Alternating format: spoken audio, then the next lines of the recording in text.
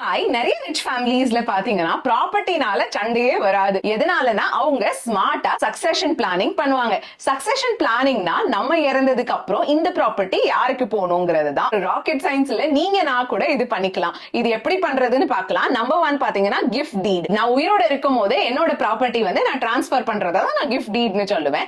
இங்க நான் யாருக்கு எந்த ப்ராப்பர்ட்டி போகணும்னு மென்ஷன் பண்ணிட்டேன் அப்படின்னா நான் இறந்ததுக்கு அப்புறம் இந்த ஃபேமிலியில டிஸ்பியூட் இருக்காது. சப்போஸ் எனக்கு 2 குழந்தைங்க இருக்காங்க அப்படின்னா எந்த ப்ராப்பர்ட்டி யாருக்கு போகணும்னு நான் கிளியரா மென்ஷன் பண்றது. ரெண்டாவது ஆப்ஷன் பாத்தீங்கன்னா HUF, அதாவது Hindu undivided family. Hindus, Jains, Buddhist, Sikh இவங்களுக்கெல்லாம் அப்ளிகேபிள். சோ HUF ஃபார்ம் பண்றது மூலமா ஒரே ஃபேமிலி மெம்பருக்கு எல்லா ரைட்டும் கிடைக்காது கண்ட்ரோல் பண்றதுக்கு.